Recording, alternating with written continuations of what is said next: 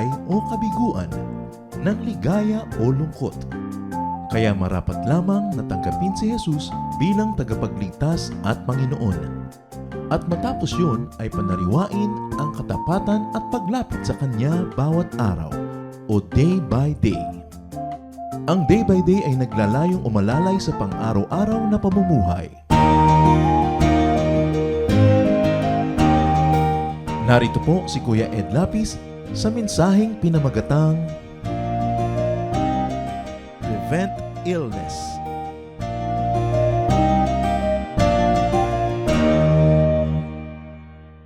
Noong panahon po na ang bayan ng Israel ay bihag ng isang foreign country at si Nehemiah na propeta ay naglilingkod sa hari na bumihag sa kanilang bayan, naging napakaganda ng relasyon niya sa haring ito. Pero si Nehemiah ay sinakmal ng lungkot at matinding pagkahabag sa kanyang bayan at nakita ito ng hari sa kanyang mukha. Nehemiah 2:2. The king asked me, "Why does your face look so sad when you are not ill? This can be nothing but sadness of heart." Sensitive yung hari. Naramdaman niya pati yung emosyon ng kanyang tauhan. At sabi niya, wala ka namang sakit. Physically, you're okay. Wala ka namang lagnat, wala ka namang sipon, wala ka namang infeksyon. Pero ba't ganyan ang itsura mo? Halatang halata na may dinaramdam ka. Sabi niya, walang iba yan kundi lungkot. At totoo nga, ang lungkot nakikita sa ating mukha. Ganon din ang saya.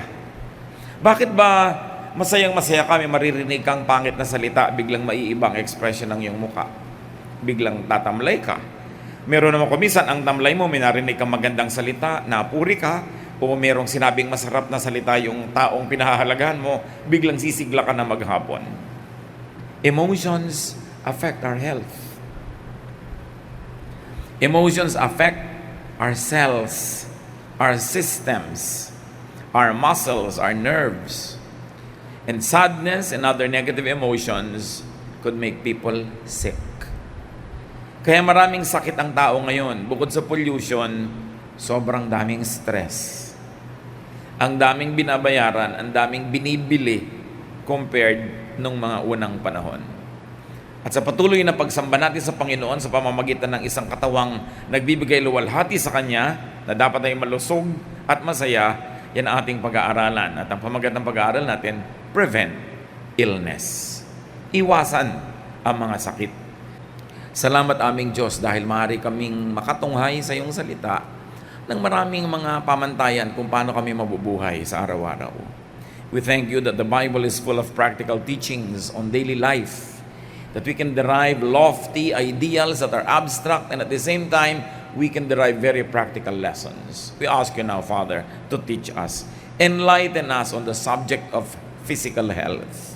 Ituro mo sa amin kung anong kaugnayan ng aming espiritu, ng aming emosyon, sa aming kalusugan at sa kalusugan ng aming kapwa. Ngayong Panginoon, humihingi kami ng paglilinis, patawarin niyo kami sa aming mga pagkukulang, punan niyo kami ng inyong pag-ibig at turuan niyo po kami.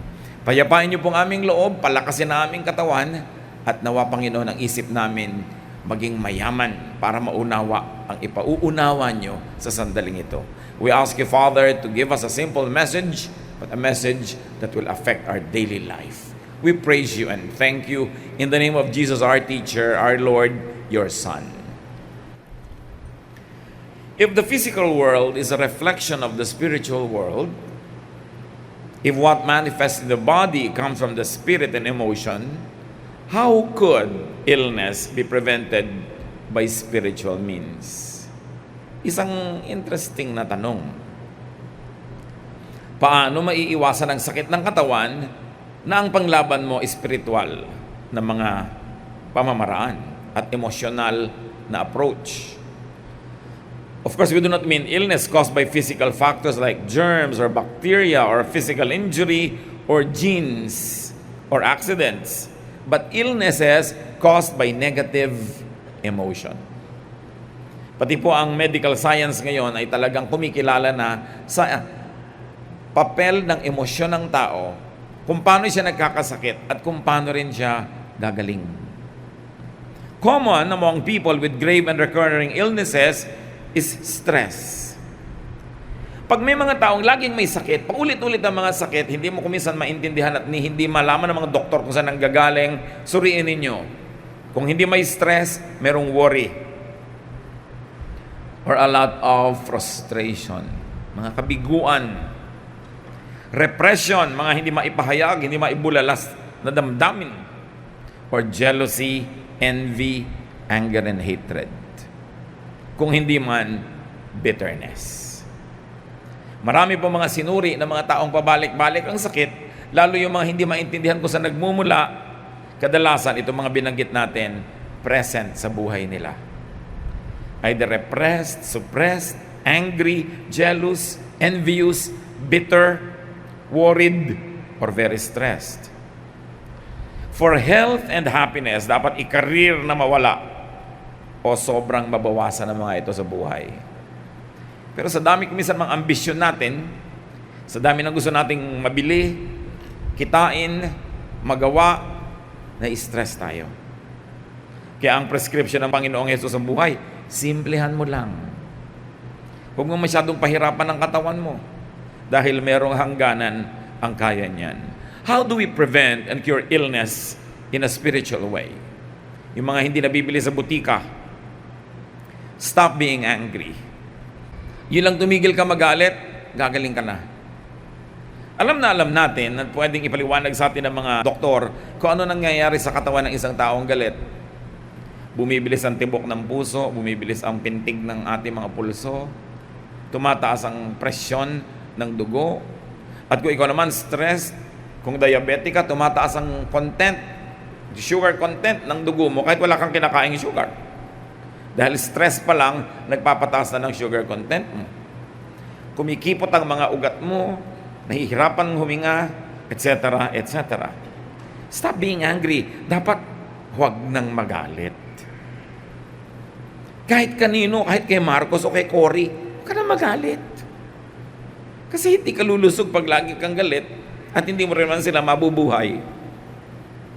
Huwag na magalit sa mundo, huwag na magalit sa climate, huwag na magalit sa poverty, sa sistema, sa mga komunista, sa mga kapitalista, sa mga commercial sa TV.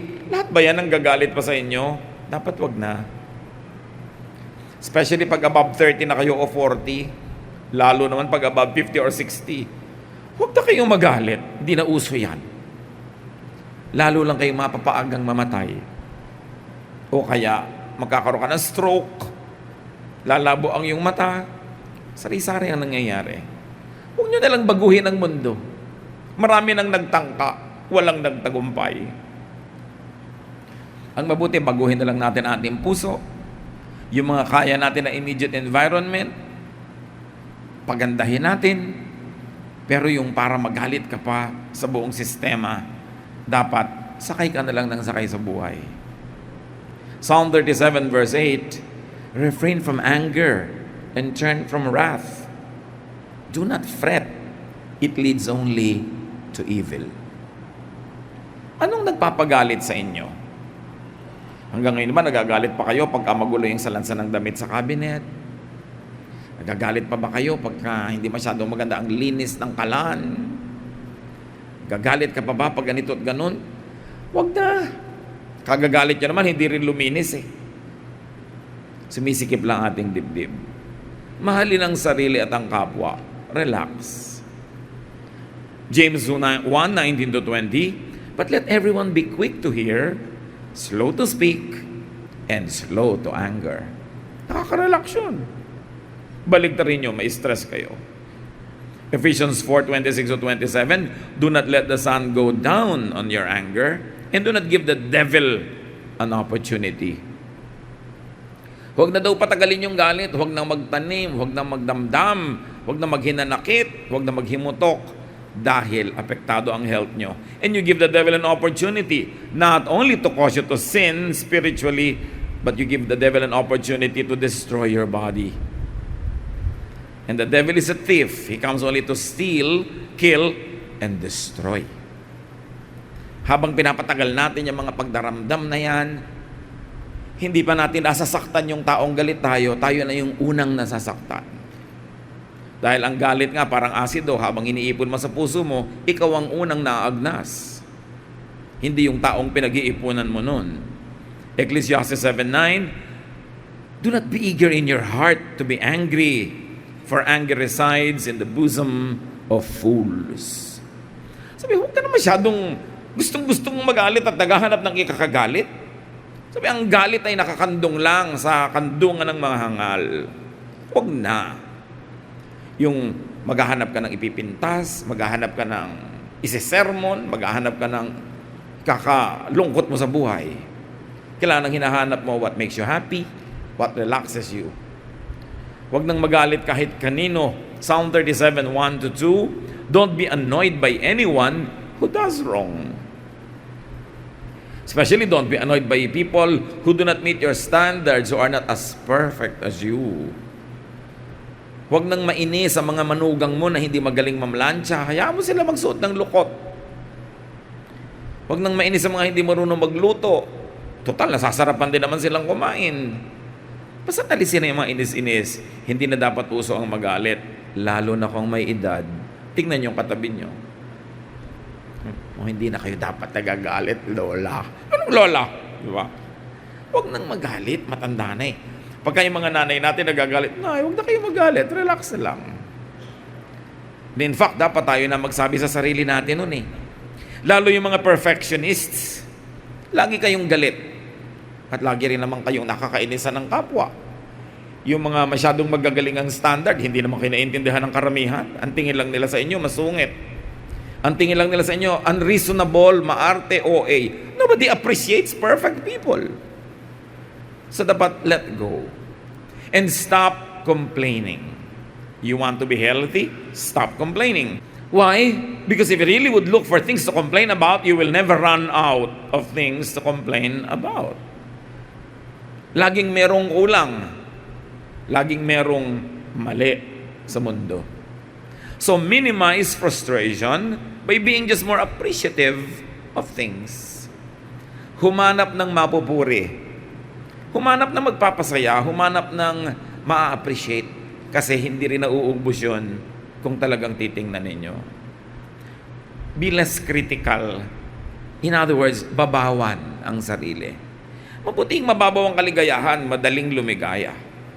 Ang mahalaga naman, lumigaya ka, di ba? Kung mababaw, di madali. Kaya dapat hindi natin pinapahirap ang buhay. John 6:43, stop grumbling among yourselves. Jesus answered. Kasi kahit sa mga disciples, maraming grumblers. Huwag na lang reklamo ng reklamo. Appreciate na lang. Lilipas din naman eh. And stop conflicts. Huwag na tayong humanap ng mga kakalabanin sa buhay. Lessen your causes or advocacies against immovable objects. Yung mga bagay na kahit banggain mo ng banggain, madudurog ka lang, masasaktan ka lang, nandun pa rin naman, be wiser. Less isms. Ano yung mga ism na yan? Mga idealism, communism, socialism, lahat ng kung ano-anong mga matatayog na mga ideya, nagpapataas lang yan ng presyo ng dugo.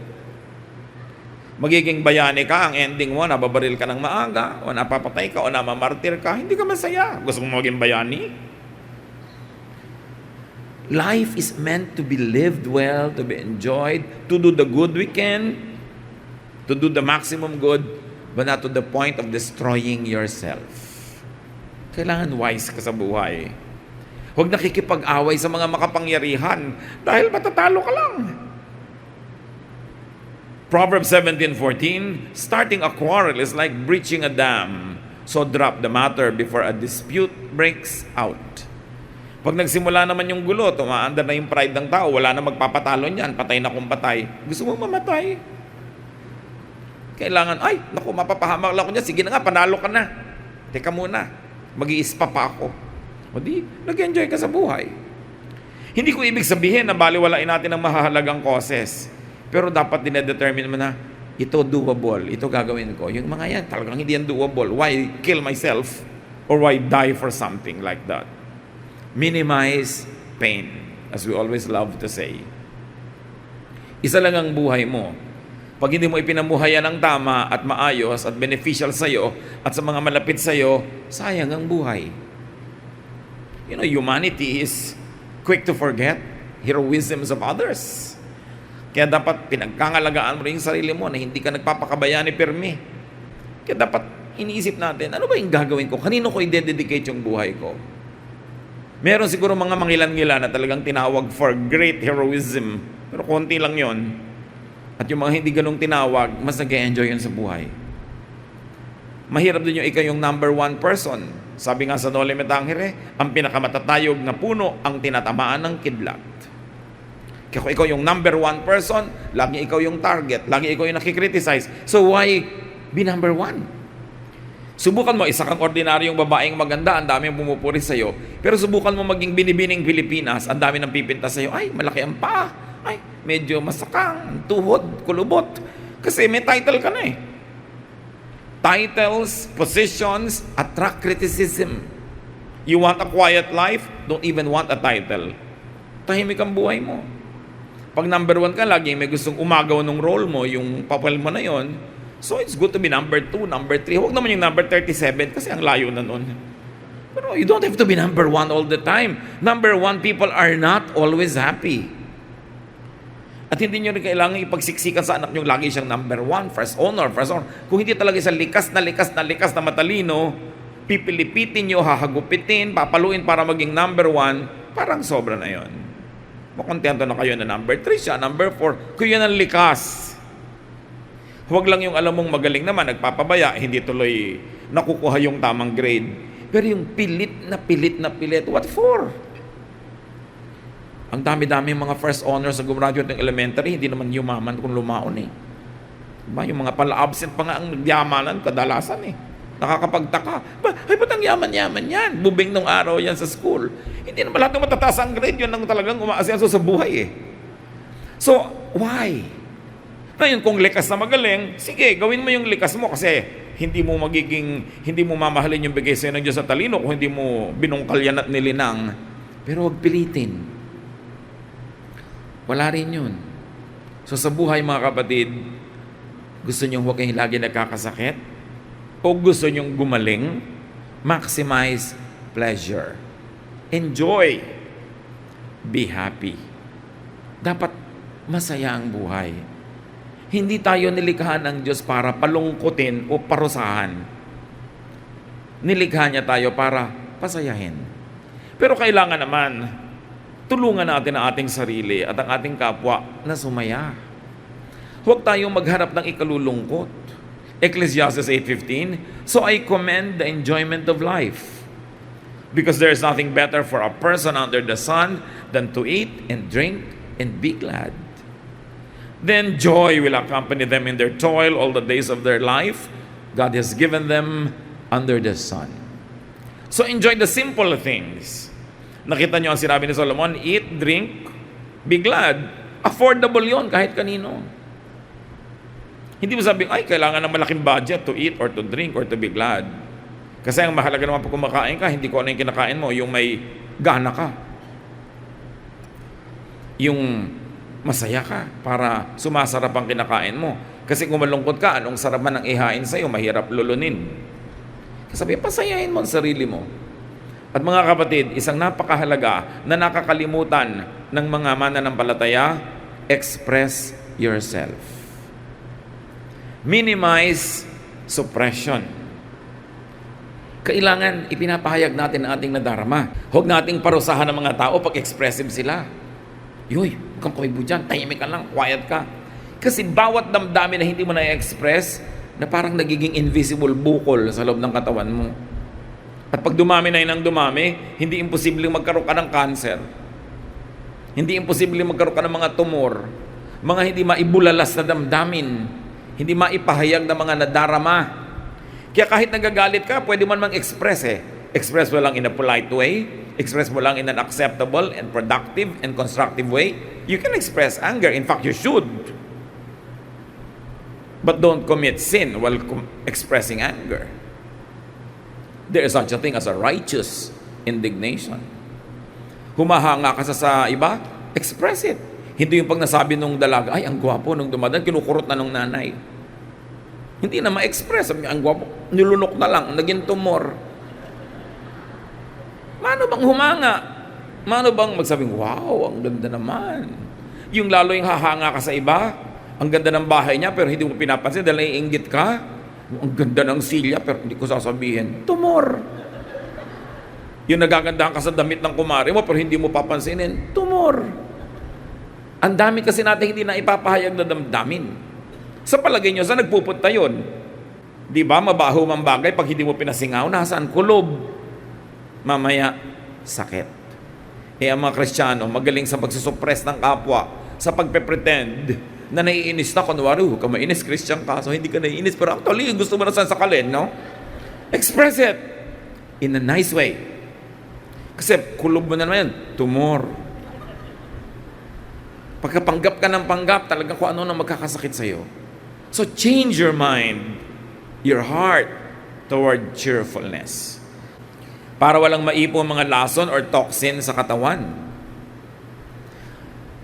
Do you know that emotions change our blood chemistry? Yes. Naiiba. Sa laboratory test, titingnan mo yung mga kung ano-anong mga laboratory results. Ang emosyon natin changes our blood chemistry. Our emotions affect the body. Emotion is something spiritual. May emotion ba na nasusukat, nabibilang, natitimbang? Wala. Hindi yan pwedeng sukatin ng physical way. Therefore, it's not a physical thing, but it affects you. Natuwa ka, it affects your work. Nainis ka, it affects the way you walk. Nagalit ka, it affects your sleep. Emotion is very important. You must be emotionally healthy. Ang totoo lang, maraming physical illnesses galing sa emotional sickness. Clinical tests prove that happier, more cheerful patients respond more positively to medication and to therapy.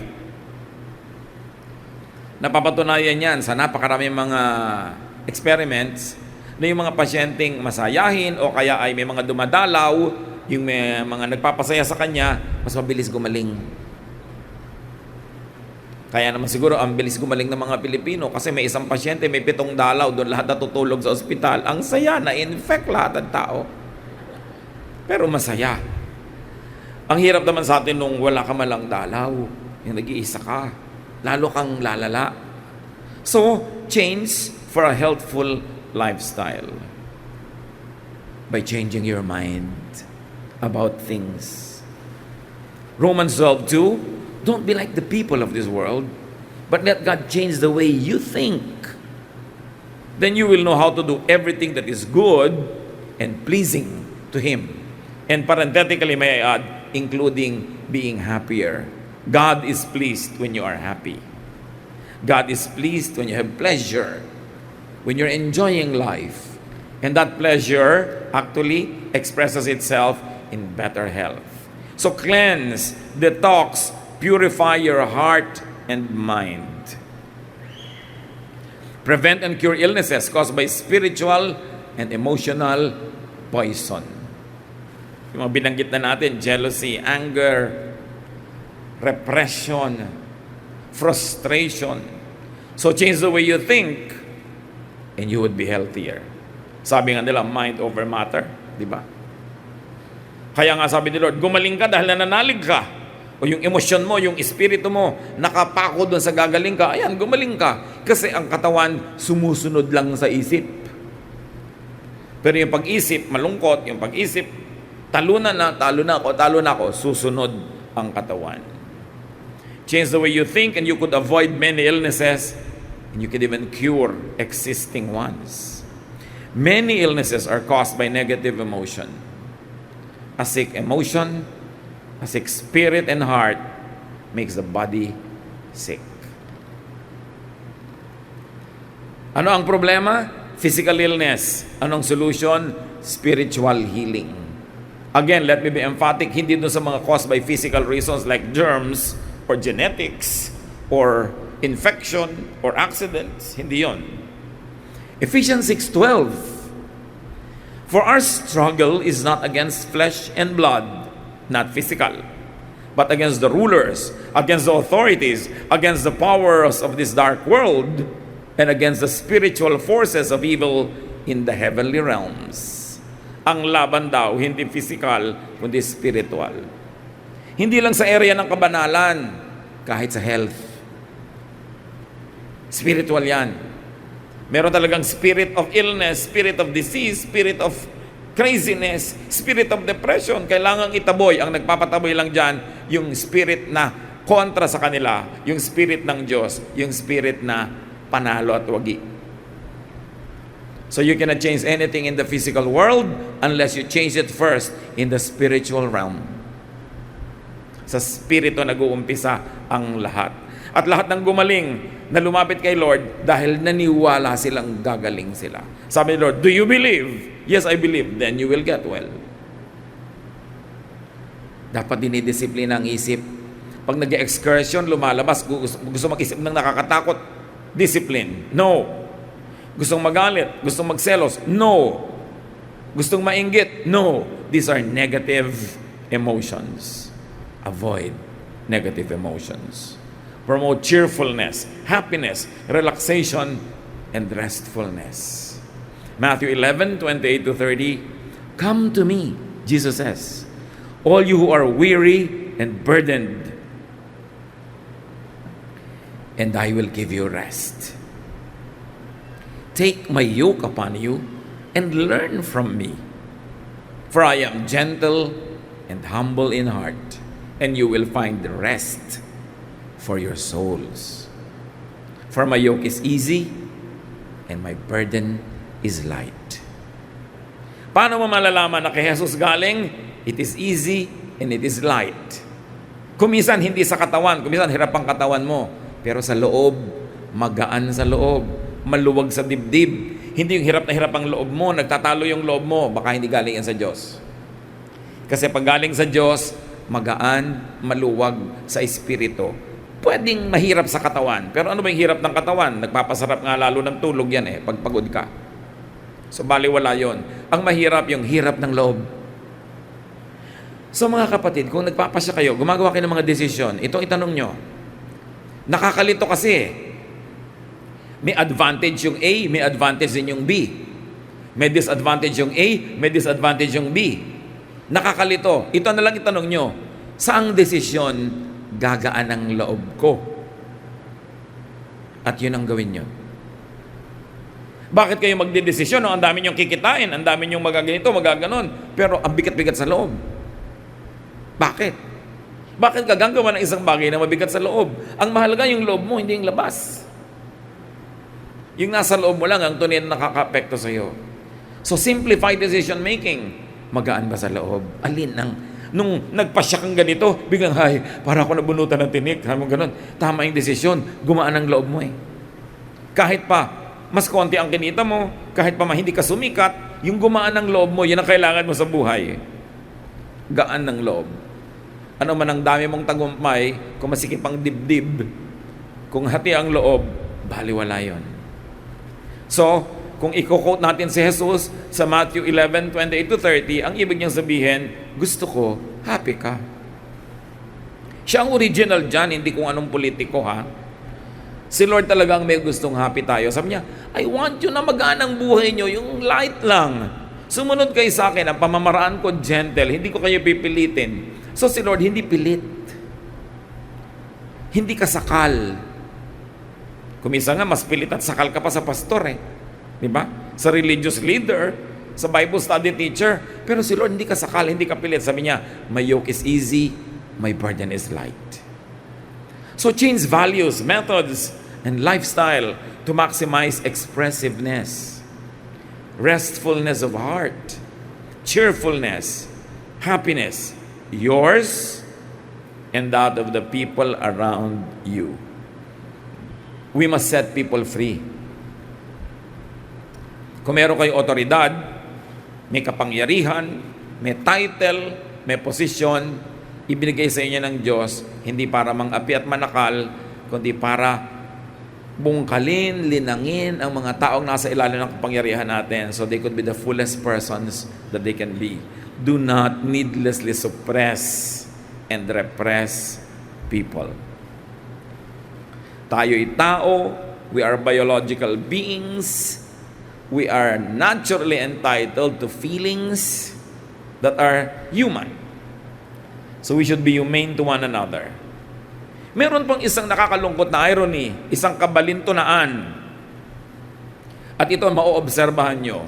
Maraming mga babaeng dalaga, hindi nagkaasawa, untouched all their lives, sila pa ang nagkakaroon ng breast cancer at cancer of the uterus. Ang dalas. Could it be because they have repressed lives?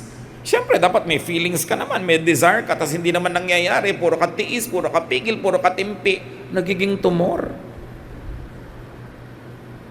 Kaya dapat ang damdamin, inihahanap yan ng kasagutan. Kung kailangan umibig ka, hindi yung kung walang mayaman ka, edukada ka, ayaw mo umibig dito sa isang beneath you, kaya nagtimpi ka ng nagtimpi, nagkatumor. Maraming ganun. So sabi mo, bakit naman ito pang babaeng ito na untouched ang nagkaroon ng ganito? Yun na nga untouched kasi. Di ba we are meant to be loved, to love one another? We are meant really to be expressive within the confines of what God defines is acceptable. So there's nothing wrong about being human because we were created human. And to deny that humanity will stress you at magiging tumor. Ang tao kailangan kinikilala natin yung pagiging likas na tao, anong naaabot ng espiritualidad, at ano ang dapat tanggapin na ito ang confines and limits of humanness. So we always say, do not needlessly repress people. Do not discourage people from being expressive. Be humane. Set people free to be human. Because we are human. We are not fossils. We are not folded and hung. Diba? Human tayo.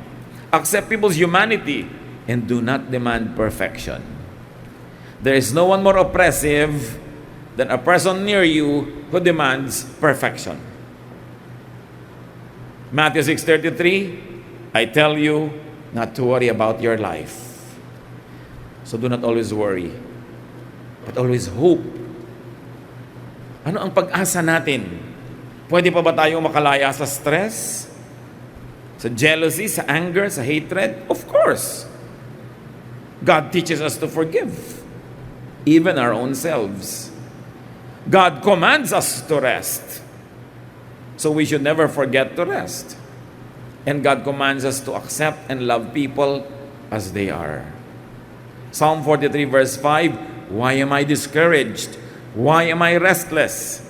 I trust you, and I will praise you again because you help me and you are my God. Ang gandang realization in one sentence. Or in a few sentences clustered together. So niya, bakit nga ba ako pinanghihinaan ng loob? Bakit ba ako alumpihit? Nagtitiwala naman ako sa inyo, so pupurihin ko na lang kayo uli dahil tinutulungan niyo ako. Kayo ang Diyos ko.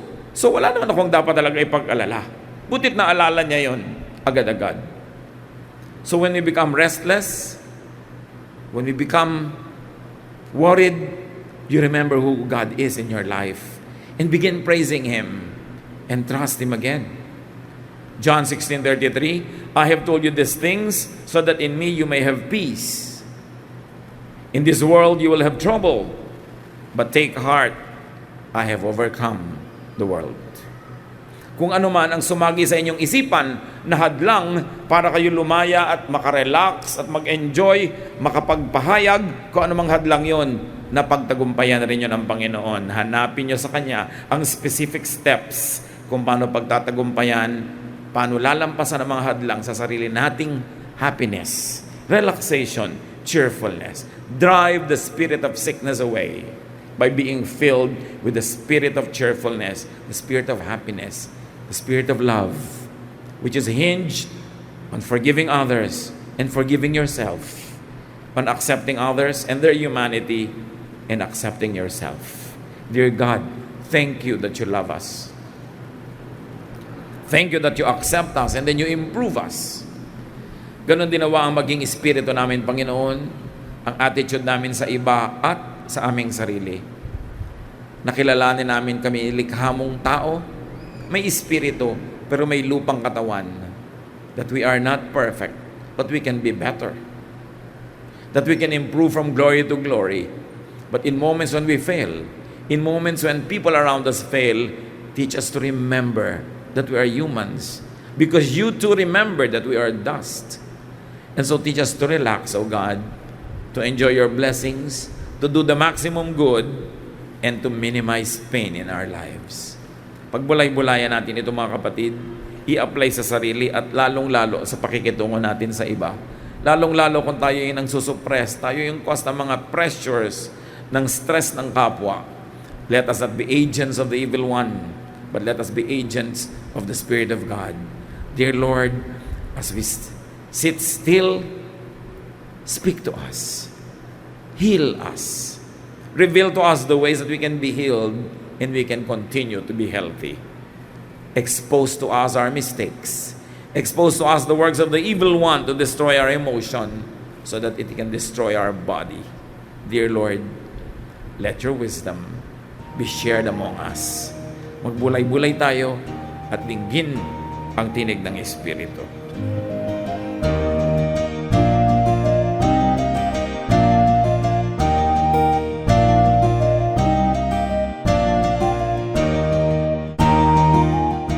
Ang katatapos pong mensahe ni Kuya Ed Lapis ay pinamagatang Prevent Illness.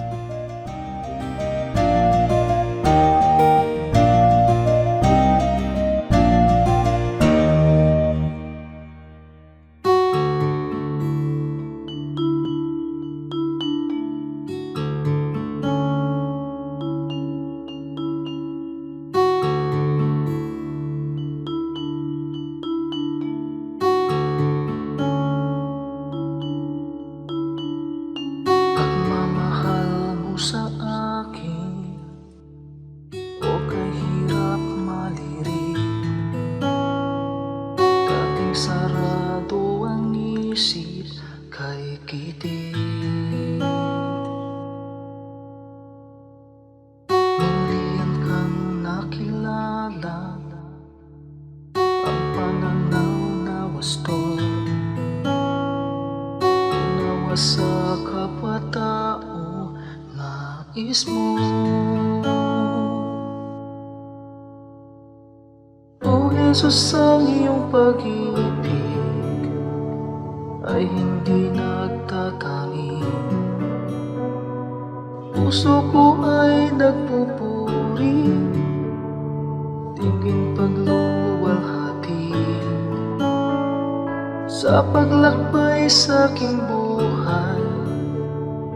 Di na nga maliligaw, puso ko man maging isip, tikip lagi ng pag-ibig.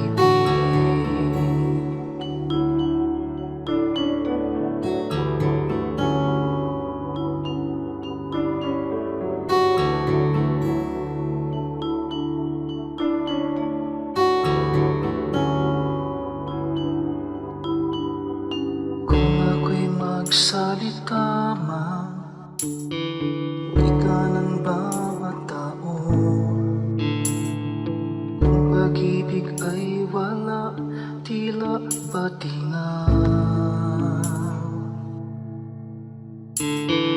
Ang dalisay na pag-ibig ay mapagpahinuhod at hindi na nagkukulang kailanman. O Jesus, ang iyong pag-ibig ay hindi nagtatangi. Puso ko ay nagpupuri, tingin pagluluwalhati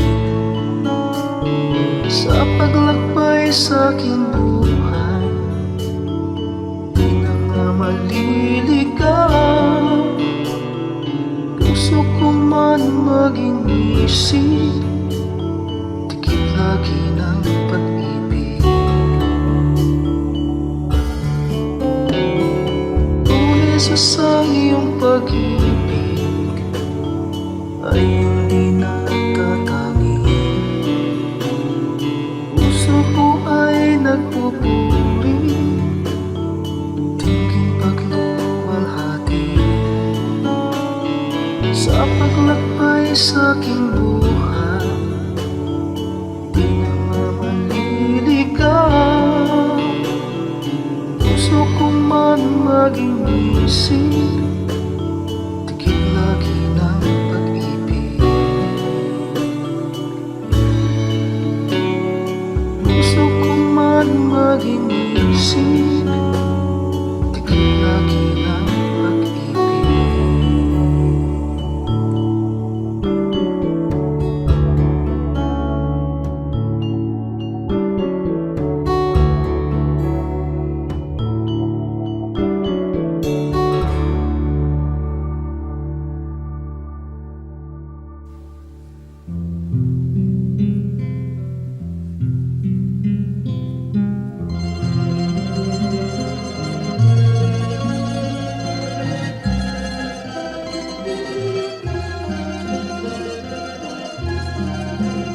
Nagdaan ng kahapon, iniwan ang layon, subalit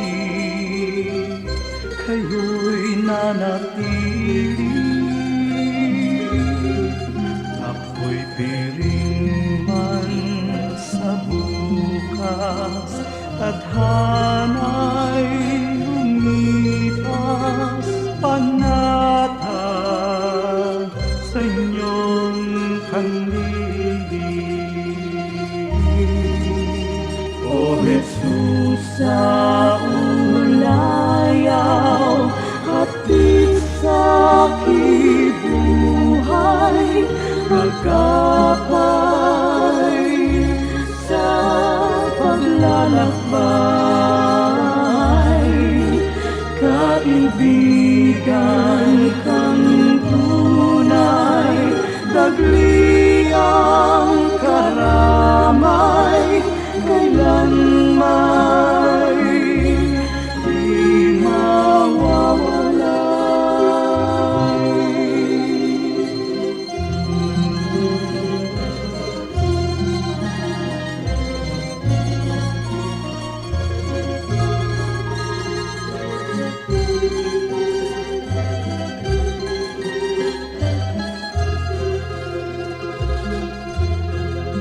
sa tamis ng iyong hiya, masakit at hirap, sadyang hindi mananaig. O Jesus, kaulayaw,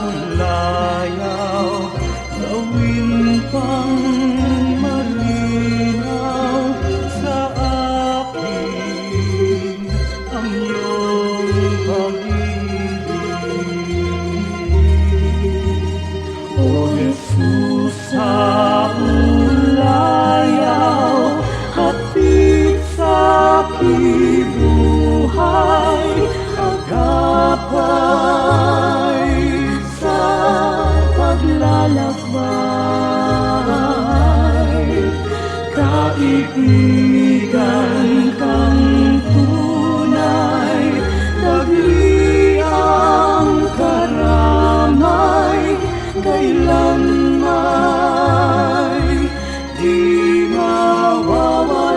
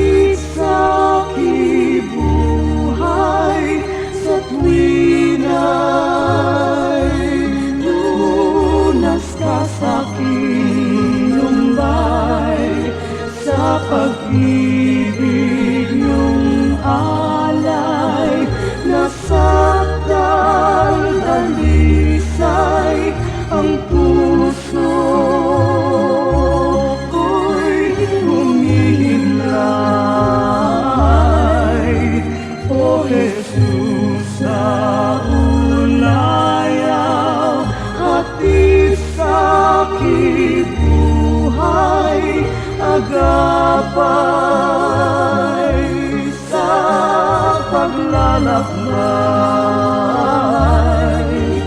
kaibigan kang tunay, tagliang karamay, kailanman di mawawala.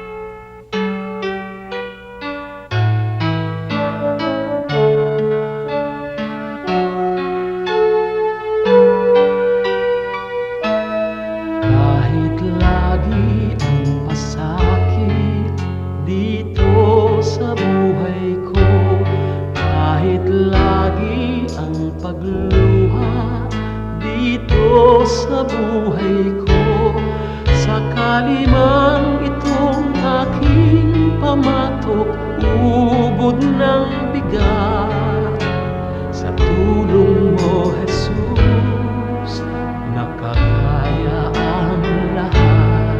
Kung sakaling ang ligaya'y di pa natagpuan, kung sakaling ang ginhawa'y di pa nakakamtan, sa piling mo, Jesus, ako ay lagi nang nakatanaw sa langit mong laan, di na mamamanglaw.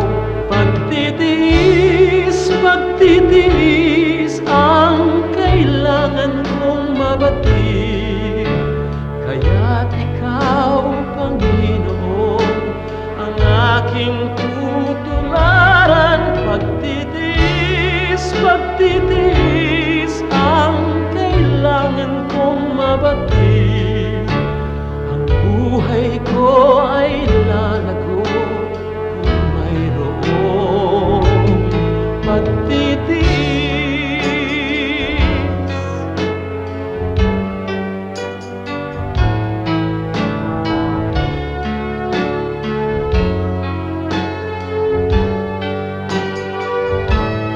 Kung sakaling ang ligaya'y di pa natagpuan, kung sakaling ang ginhawa'y di pa nakakamtan, sa piling mo, Jesus, ako ay lagi nang nakatanaw sa langit mong laan, di na mamamanglaw.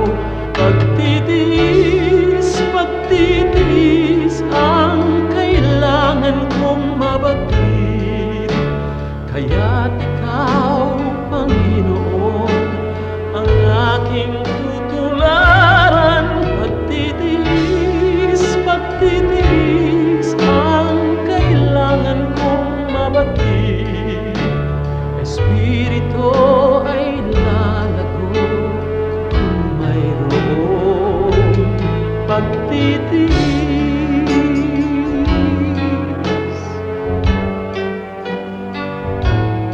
Pagtitiis.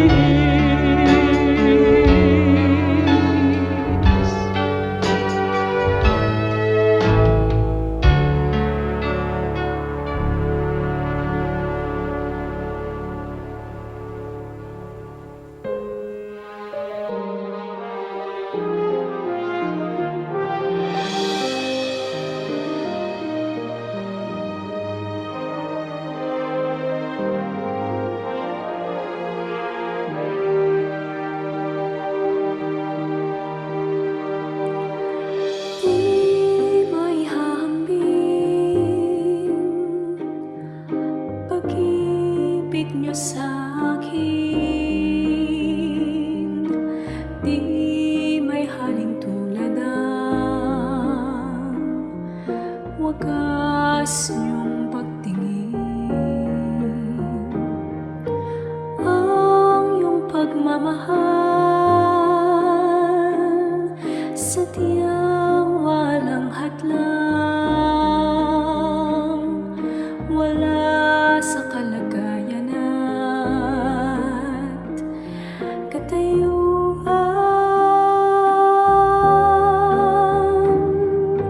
Hawak niyo aking kamay sa tuwing nananamlay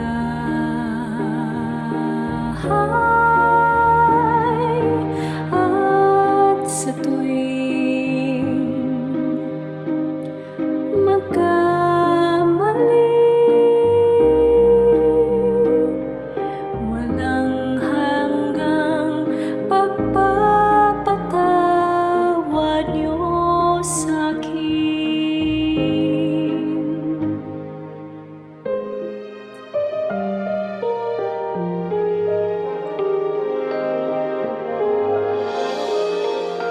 Di may hahambing pag-ibig niyo sa'kin, di may haling tulad ang wagas niyong pagtingin. Ang iyong pagmamahal, sadyang walang hadlang, wala sa kalagayan at katayuan.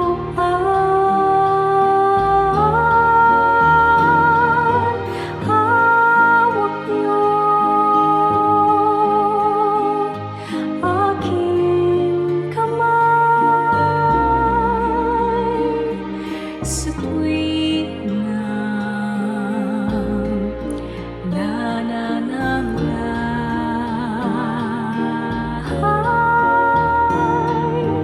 at sa tuwing magkamali,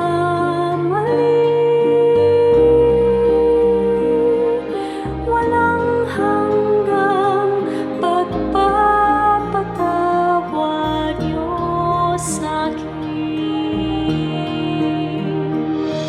Sadyang di mapigil ang kabutihan niyo, kahit tumigil pag-ikot ng mundo. Sa'king kahinaan, di magbabago. Pag-ibig niyo sa'kin, laging naririto.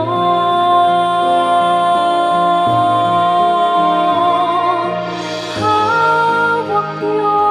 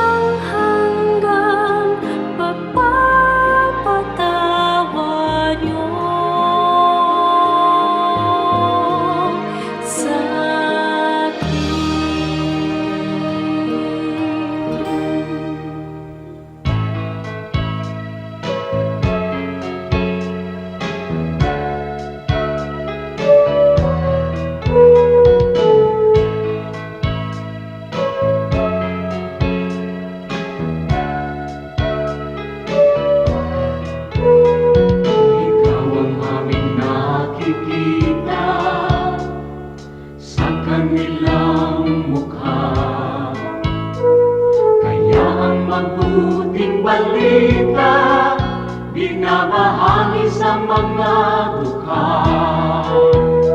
Ngunit paano nilang masisilayan ang habag at pag-ibig mo kung hindi mapatutunayan sa aming patotoo? Kaya kung paano mo kami kinalingan, kung paano mo kami minahal, sa aming buhay nawa ay magbunga ng pagtitiyaga at pagpapagal sa aming kilos, salita at damdamin.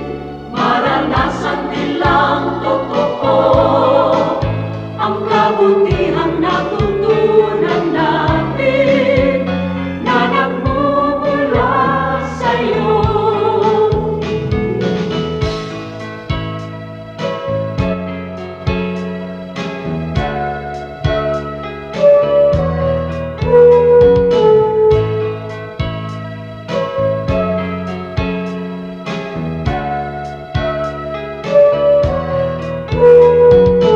Kung ang tao at ang lipunan ay laging makasarili,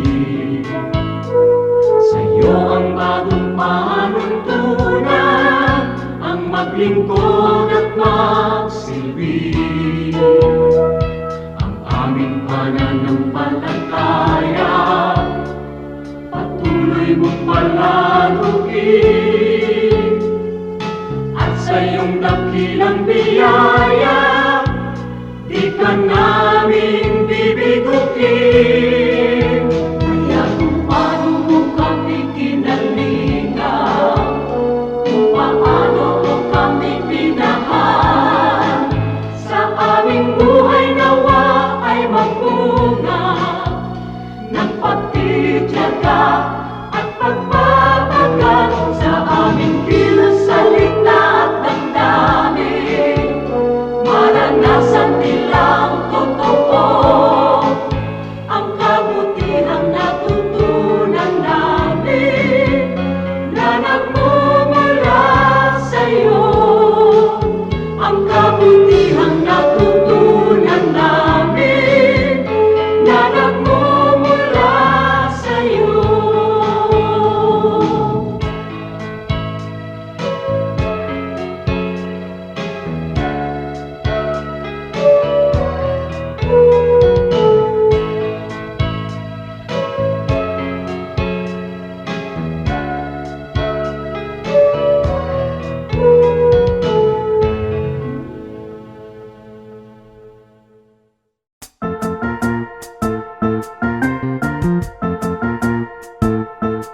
Oras na po para pansamantalang magpaalam ang programang Day by Day.